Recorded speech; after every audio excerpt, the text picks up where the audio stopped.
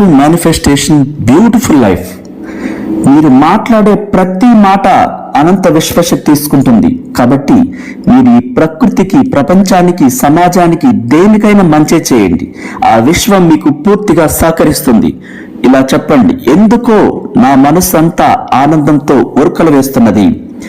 ఆ అందమైన ప్రకృతిలో, ఆ పువ్వులలో నేను తిరుగుతున్నప్పుడు సీతాకోక చిలుకలు అన్నీ నా వైపే వస్తున్నవి. నన్ను చుట్టుముట్టి ఆ పువ్వుల పరిమళాల్లో ఆ సుగంధ సువాసనలు నా వైపు ఎంతో ఆకర్షితమవుతున్నాయి.